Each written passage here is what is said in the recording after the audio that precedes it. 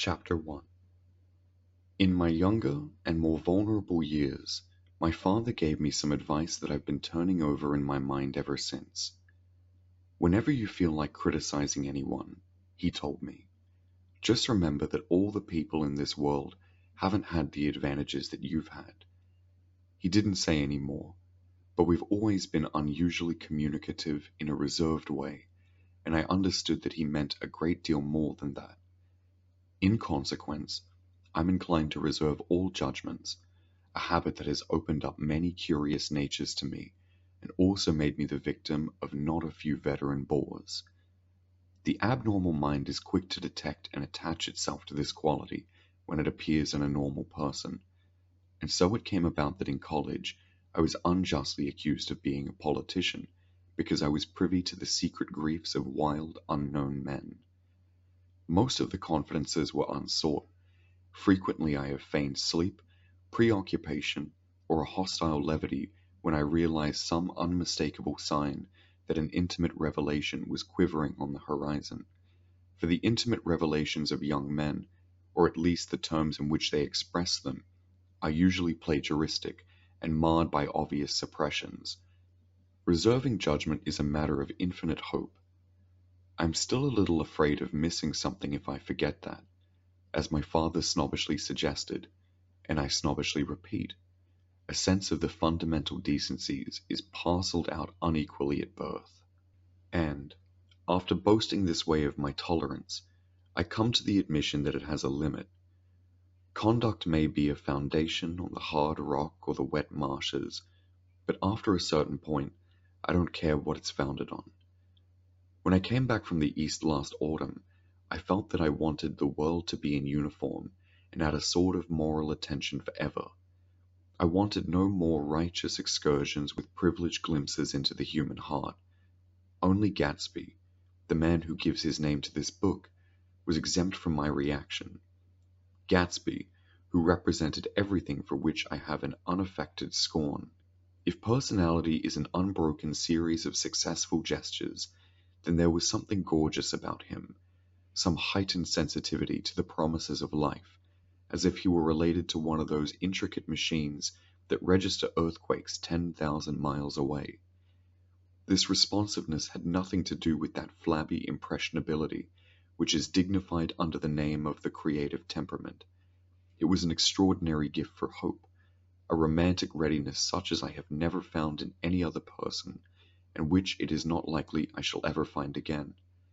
No, Gatsby turned out all right at the end. It is what preyed on Gatsby, what foul dust floated in the wake of his dreams, that temporarily closed out my interest in the abortive sorrows and short-winded elations of men.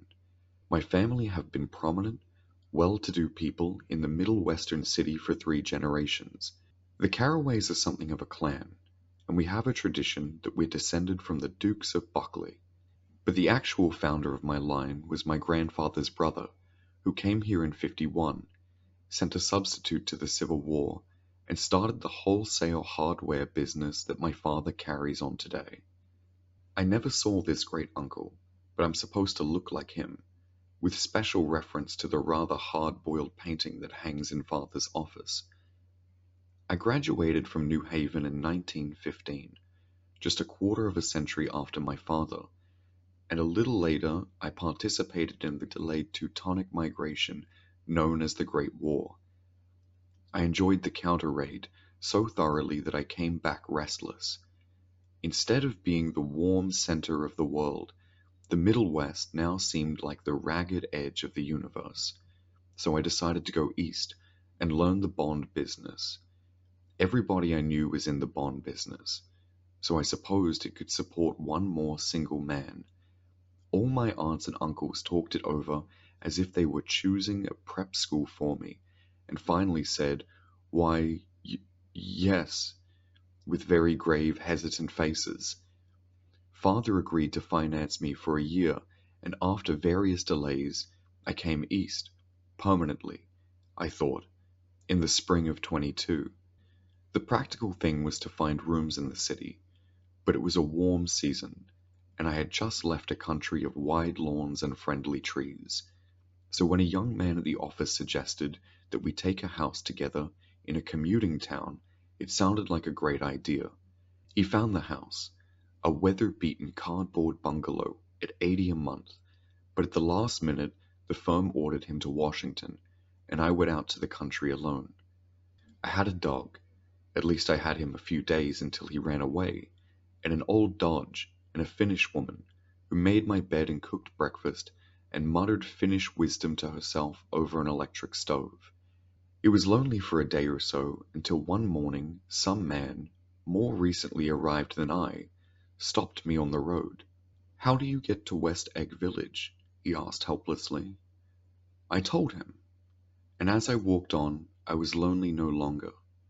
I was a guide, a pathfinder, an original settler.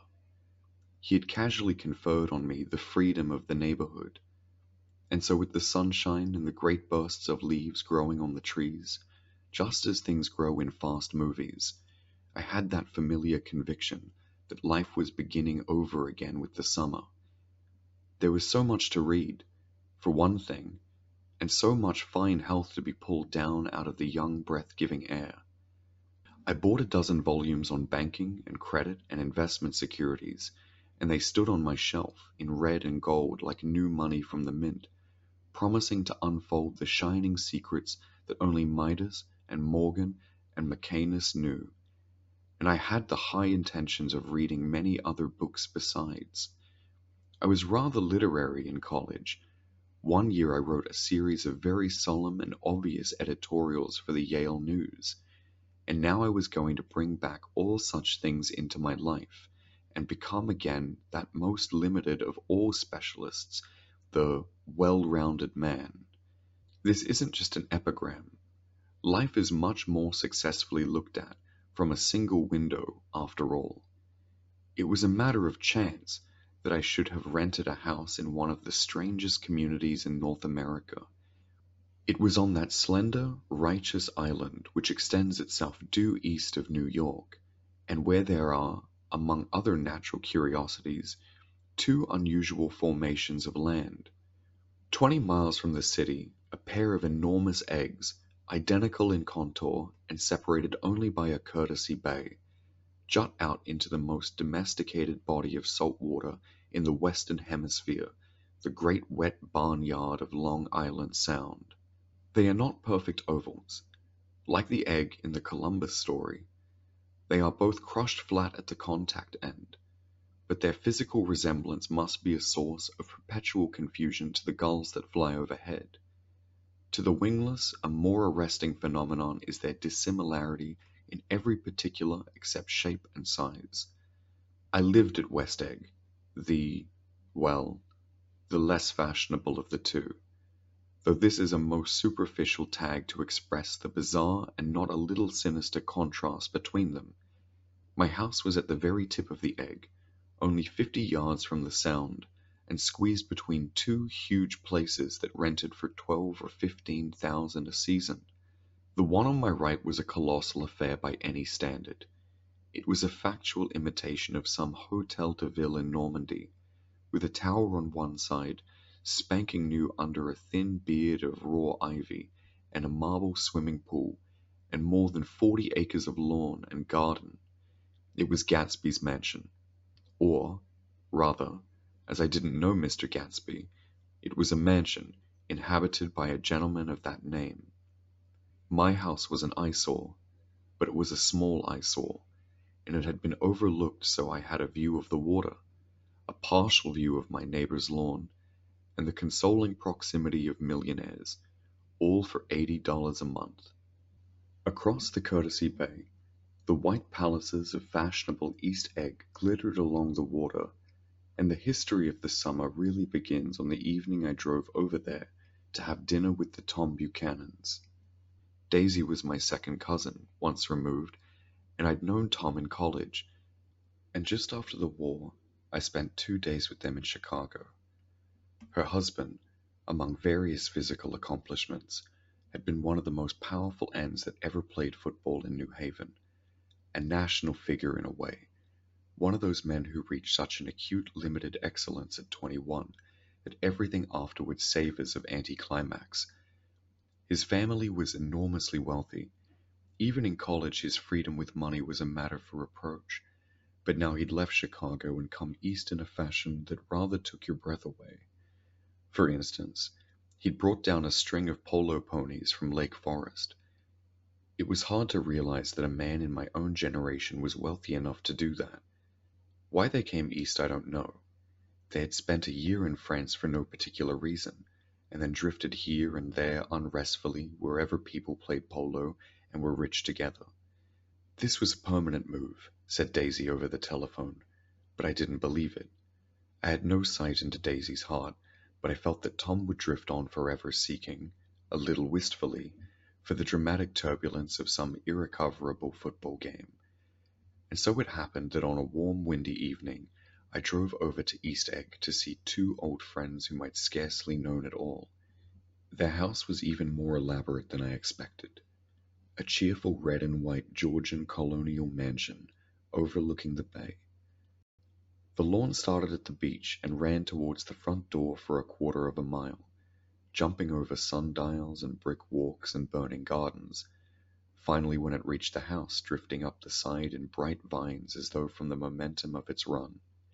The front was broken by a line of French windows, glowing now with reflected gold and wide open to the warm, windy afternoon, and Tom Buchanan in riding clothes was standing with his legs apart on the front porch. He had changed since his New Haven years. Now he was a sturdy, straw-haired man of 30 with a rather hard mouth and a supercilious manner. Two shining, arrogant eyes had established dominance over his face and gave him the appearance of always leaning aggressively forward. Not even the effeminate swank of his riding clothes could hide the enormous power of that body. He seemed to fill those glistening boots until he strained the top lacing, and you could see a great pack of muscles shifting when his shoulders moved under his thin coat. It was a body capable of enormous leverage, a cruel body. His speaking voice, a gruff, husky tenor, added to the impression of fractiousness he conveyed. There was a touch of paternal contempt in it, even towards people he liked, and there were men at New Haven who had hated his guts. Now, don't you think my opinion on these matters is final? He seemed to say. Just because I'm stronger and more of a man than you are. We were in the same senior society, and while we were never intimate, I always had the impression that he approved of me and wanted me to like him with some harsh, defiant wistfulness of his own. We talked for a few minutes on the sunny porch. "I've got a nice place here," he said, his eyes flashing about restlessly. Turning me around by one arm, he moved a broad, flat hand along the front vista, including in its sweep a sunken Italian garden, a half-acre of deep, pungent roses, and a snub-nosed motorboat that bumped the tide offshore. It belonged to Domain, the oil man. He turned me around again, politely and abruptly. "We'll go inside." We walked through a high hallway into a bright, rosy-colored space, fragilely bound into the house by French windows at either end. The windows were ajar and gleaming white against the fresh grass outside that seemed to grow a little way into the house. A breeze blew through the room, blew curtains in at one end and out the other like pale flags, twisting them up towards the frosted wedding cake of the ceiling, and then rippled over the wine-colored rug, making a shadow on it as wind does on the sea. The only completely stationary object in the room was an enormous couch on which two young women were buoyed up as though upon an anchored balloon. They were both in white, and their dresses were rippling and fluttering as if they had just been blown back in after a short flight around the house. I must have stood for a few moments, listening to the whip and snap of the curtains and the groan of a picture on the wall. Then there was a boom, as Tom Buchanan shut the rear windows and the court wind died out about the room, and the curtains and the rugs and the two young women ballooned slowly to the floor. The younger of the two was a stranger to me. She was extended full length at the end of the divan, completely motionless, and with her chin raised a little, as if she were balancing something on it which was quite likely to fall. If she saw me out of the corner of her eyes, she gave no hint of it. Indeed, I was almost surprised into murmuring an apology for having disturbed her by coming in. The other girl, Daisy, made an attempt to rise. She leaned slightly forward with a conscientious expression. Then she laughed, an absurd, charming little laugh, and I laughed too, and came forward into the room. I'm paralyzed with happiness. She laughed again, as if she said something very witty, and held my hand for a moment, looking up into my face, promising that there was no one in the world she so much wanted to see. That was a way she had. She hinted in a murmur that the surname of the balancing girl was Baker.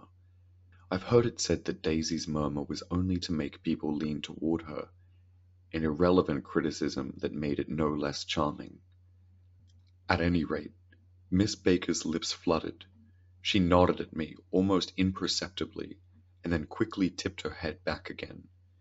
The object she was balancing had obviously tottered a little and given her something of fright. Again, a sort of apology arose to my lips. Almost any exhibition of complete self-sufficiency draws a stunned tribute from me. I looked back at my cousin, who began to ask me questions in her low, thrilling voice. It was the kind of voice that the ear follows up and down, as if each speech is an arrangement of notes that will never be played again. Her face was sad and lovely, with bright things in it, bright eyes and a bright, passionate mouth, but there was an excitement in her voice that men who had cared for her had found difficult to forget, a singing compulsion, a whispered, "Listen," a promise that she had done gay, exciting things just a while since, and that there were gay, exciting things hovering in the next hour. I told her how I stopped off in Chicago for a day on my way east, and how a dozen people had sent their love through me. "Do they miss me?" she cried ecstatically. "The whole town is desolate. All the cars have the left rear wheel painted black as a mourning wreath, and there's a persistent wail all night along the North Shore.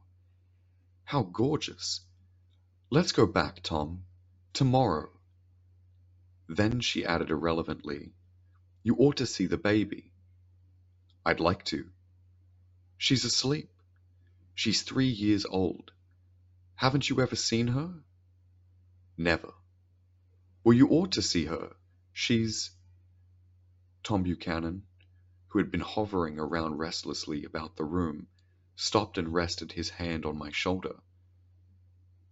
"What you doing, Nick?" "I'm a bondman." "Who with?" I told him. "Never heard of them," he remarked decisively. This annoyed me. "You will," I answered shortly. "You will if you stay in the East." "Oh, I'll stay in the East. Don't you worry," he said, glancing at Daisy and then back at me, as if he were alert for something more. "I'd be a goddamn fool to live anywhere else." At this point Miss Baker said, "Absolutely," with such suddenness that I started. It was the first word she had uttered since I came into the room.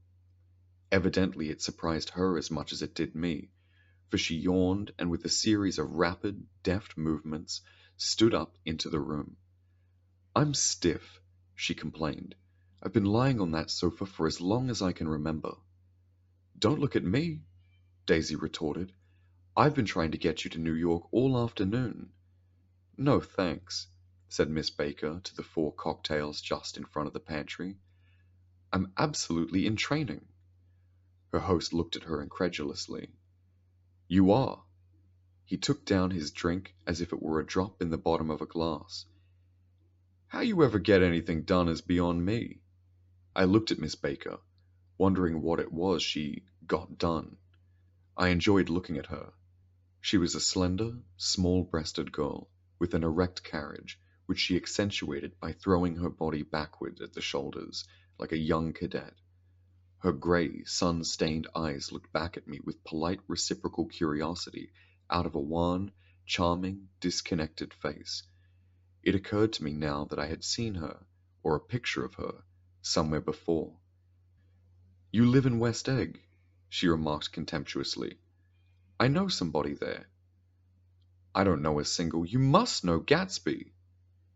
"Gatsby?" demanded Daisy. "What Gatsby?"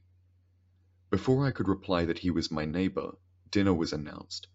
Wedging his tense arm imperatively under mine, Tom Buchanan compelled me from the room as though he were moving a checker to another square. Slenderly, languidly, their hands set lightly on their hips, the two young women preceded us out onto a rosy-colored porch, open towards the sunset, where 4 candles flickered on the table in the diminished wind. "Why candles?" objected Daisy, frowning.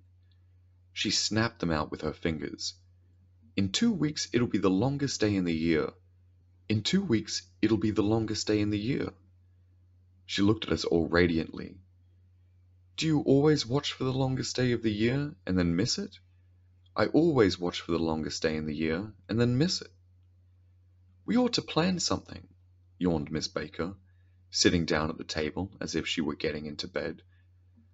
"All right," said Daisy. "What'll we plan?" She turned to me helplessly. "What do people plan?" Before I could answer, her eyes fastened with an awed expression on her little finger. "Look!" she complained. "I hurt it." We all looked. The knuckle was black and blue. "You did it, Tom," she said accusingly. "I know you didn't mean to, but you did do it. That's what I get for marrying a brute of a man, a great big hulking physical specimen of a—" "I hate the word hulking," objected Tom crossly, even in kidding. "Hulking," insisted Daisy. Sometimes she and Miss Baker talked at once, unobtrusively, and with a bantering inconsequence that was never quite chatter, that was as cool as their white dresses and their impersonal eyes in the absence of all desire. They were here, and they accepted Tom and me, making only a polite, pleasant effort to entertain or to be entertained. They knew that presently dinner would be over, and a little later the evening, too, would be over and casually put away. It was sharply different from the West, where an evening was hurried from phase to phase towards its close, in a continually disappointed anticipation, or else in sheer nervous dread of the moment itself. "You make me feel uncivilized, Daisy," I confessed on my second glass of corky, but rather impressive claret. "Can't you talk about crops or something?" I meant nothing in particular by this remark, but it was taken up in an unexpected way. "Civilization's going to pieces," broke out Tom violently. "I've gotten to be a terrible pessimist about things. Have you read The Rise of the Colored Empires by this man Goddard?" "Why, no," I answered, rather surprised by his tone. "Well, it's a fine book, and everybody ought to read it. The idea is, if we don't look out, the white race will be utterly submerged. It's all scientific stuff. It's been proved."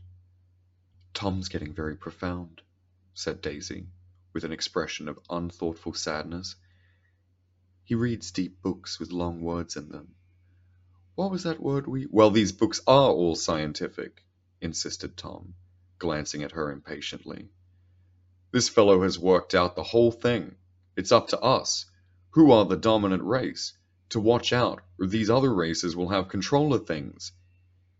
"We've got to beat them down," whispered Daisy, winking ferociously towards the fervent sun. "You ought to live in California," began Miss Baker, but Tom interrupted her by shifting heavily in his chair. "This idea is that we're Nordics. I am, and you are, and you are, and—" After an infinitesimal hesitation, he included Daisy with a slight nod, and she winked at me again. "And we've produced all the things that go to make civilization. Oh, science and art and all that. Do you see?" There was something pathetic in his concentration, as if his complacency, more acute than of old, was not enough to him any more. When almost immediately the telephone rang inside, and the butler left the porch, Daisy seized upon the momentary interruption and leaned towards me. I'll tell you a family secret, she whispered enthusiastically. It's about the butler's nose. Do you want to hear about the butler's nose? That's why I came over tonight. Well, he wasn't always a butler. He used to be the silver polisher for some people in New York that had a silver service for 200 people. He had to polish it from morning till night until finally it began to affect his nose. Things went from bad to worse, suggested Miss Baker. Yes, things went from bad to worse until finally he had to give up his position. For a moment, the last sunshine fell with romantic affection upon her glowing face. Her voice compelled me forward breathlessly as I listened. Then the glow faded. Each light deserted her with lingering regret, like children leaving a pleasant street at dusk. The butler came back and murmured something close to Tom's ear, whereupon Tom frowned, pushed back his chair, and without a word went inside. As if his absence quickened something within her, Daisy leaned forward again, her voice glowing and singing. I love to see you at my table, Nick. You remind me of a rose, an absolute rose. Doesn't he? She turned to Miss Baker for confirmation. An absolute rose? This was untrue. I am not even faintly like a rose. She was only extemporizing, but a stirring warmth flowed from her, as if her heart was trying to come out to you concealed in one of those breathless, thrilling words. Then suddenly she threw her napkin on the table and excused herself and went into the house. Miss Baker and I exchanged a short glance, consciously devoid of meaning. I was about to speak when she sat up alertly and said, "Shh," in a warning voice. A subdued, impassioned murmur was audible in the room beyond, and Miss Baker leaned forward, unashamed, trying to hear. The murmur trembled on the verge of coherence, sank down, mounted excitedly, and then ceased altogether. "This Mr. Gatsby you spoke of is my neighbor," I said. "Don't talk. I want to hear what happens." "Is something happening?" I inquired innocently. "You mean to say you don't know?" said Miss Baker, honestly surprised. "I thought everybody knew." "I don't. Why," she said hesitantly. "Tom's got some woman in New York." "Got some woman?" I repeated blankly. Miss Baker nodded. "She might have the decency not to telephone him at dinner time, don't you think?" Almost before I grasped her meaning, there was the flutter of a dress and the crunch of leather boots, and Tom and Daisy were back at the table. "It couldn't be helped," cried Daisy with tense gaiety. She sat down, glanced searchingly at Miss Baker and then at me, and continued. "I looked outdoors for a minute, and it's very romantic outdoors. There's a bird on the lawn that I think must be a nightingale come over from Cunard or White Star Line. He's singing away," her voice sang. "It's romantic, isn't it, Tom?" "Very romantic," he said, and then miserably to me, "If it's light enough after dinner, I want to take you down to the stables." The telephone rang inside, startlingly, and as Daisy shook her head decisively at Tom, the subject of the stables, in fact all subjects, vanished into air. Among the broken fragments of the last 5 minutes at the table, I remember the candles being lit again, pointlessly, and I was very conscious of wanting to look squarely at everyone, and yet to avoid all eyes. I couldn't guess what Daisy and Tom were thinking, but I doubt if ever Miss Baker, who seemed to have mastered a certain hardy skepticism, was able utterly to put the fifth guest's shrill metallic urgency out of mind. To a certain temperament the situation might have seemed intriguing. My own instinct was to telephone immediately for the police. The horses, needless to say, were not mentioned again.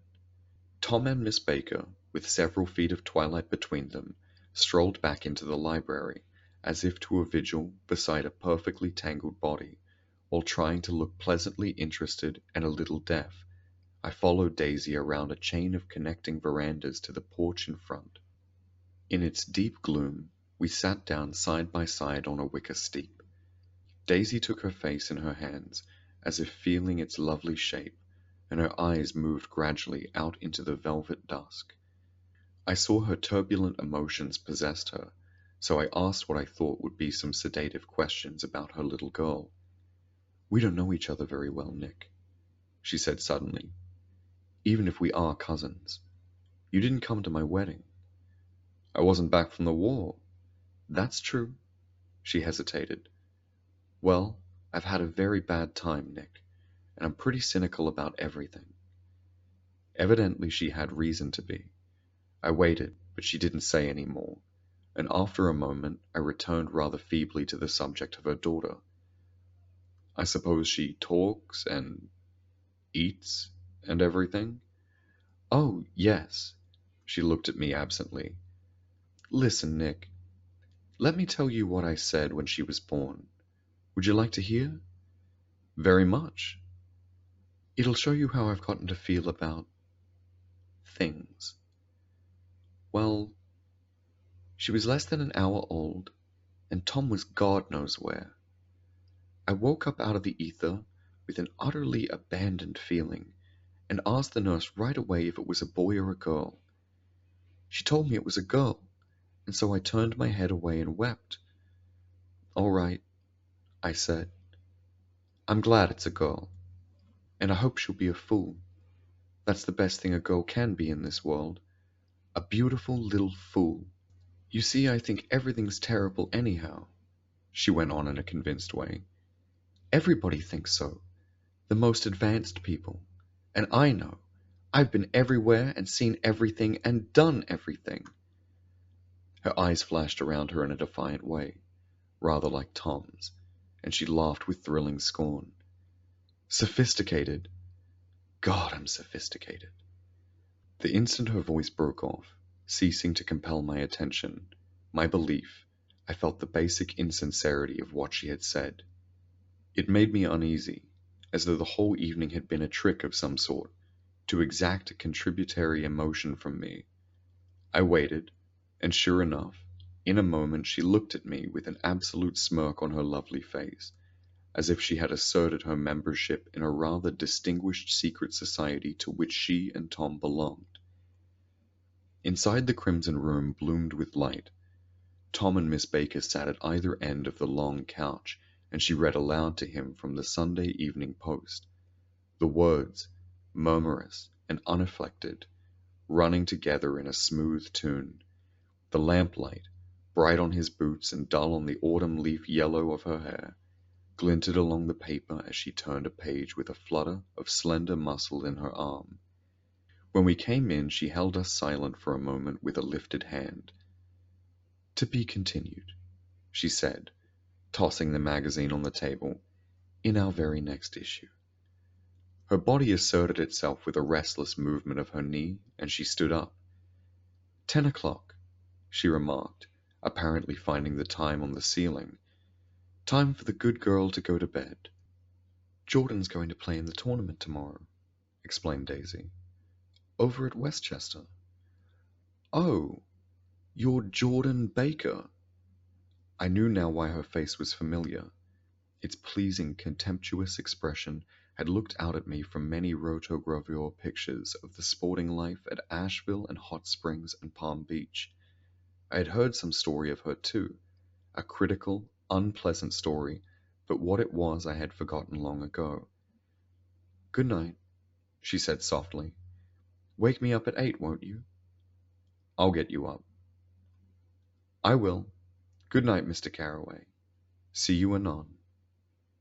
"Of course you will," confirmed Daisy. "In fact, I think I'll arrange a marriage. Come over often, Nick, and I'll sort of, oh, fling you together.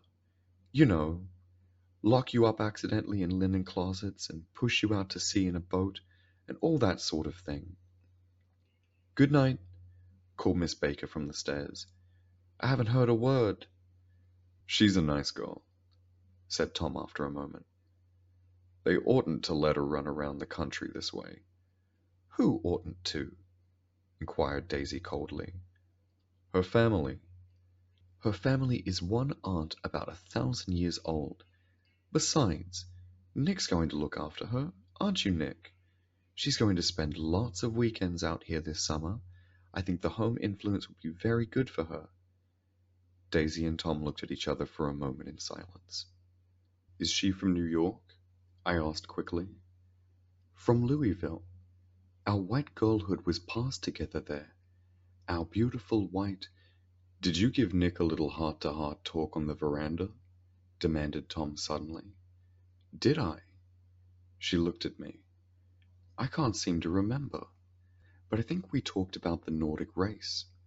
Yes, I'm sure we did. It sort of crept up on us, and first thing you know—" "Don't believe everything you hear, Nick," he advised me.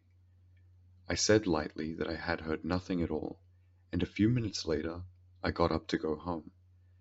They came to the door with me, and stood side by side in a cheerful square of light. As I started my motor, Daisy peremptorily called, "Wait! I forgot to ask you something, and it's important. We heard you were engaged to a girl out west." "That's right," corroborated Tom kindly. "We heard that you were engaged. It's a libel. I'm too poor." "But we heard it," insisted Daisy, surprising me by opening up again in a flower-like way. "We heard it from 3 people, so it must be true." Of course I knew what they were referring to, but I wasn't even vaguely engaged. The fact that gossip had published the bans and was one of the reasons I had come east. You can't stop going with an old friend on account of rumors, and on the other hand, I had no intention of being rumored into marriage. Their interest rather touched me, and made them less remotely rich. Nevertheless, I was confused and a little disgusted as I drove away. It seemed to me that the thing for Daisy to do was to rush out of the house, child in arms, but apparently there was no such intentions in her head. As for Tom, the fact that he had some woman in New York was really less surprising than that he had been depressed by a book. Something was making him nibble at the edge of stale ideas, as if his sturdy, physical egotism no longer nourished his peremptory heart. Already it was deep summer on roadhouse roofs and in front of wayside garages, where new red gas pumps sat out in pools of light, and when I reached my estate at West Egg, I ran the car under its shed and sat for a while on an abandoned gas roller in the yard. The wind had blown off, leaving a loud, bright night, with wings beating in the trees, and a persistent organ sound as the full bellows of the earth blew the frogs full of life. The silhouette of a moving cat wavered across the moonlight, and turning my head to watch it, I saw that I was not alone. 50 feet away, a figure had emerged from the shadow of my neighbor's mansion and was standing with his hands in his pockets, regarding the silver pepper of the stars. Something in his leisurely movements and the secret position of his feet upon the lawn suggested that it was Mr. Gatsby himself, come out to determine what share was his of our local heavens. I decided to call to him. Miss Baker had mentioned him at dinner, and that would do for an introduction. But I didn't call to him, for he gave a sudden intimation that he was content to be alone. He stretched out his arms towards the dark water in a curious way, and, far as I was from him, I could have sworn he was trembling. Involuntarily I glanced seaward, and distinguished nothing except a single green light, minute and far away, that might have been the end of a dock. When I looked once more for Gatsby, he had vanished, and I was alone again in the unquiet darkness.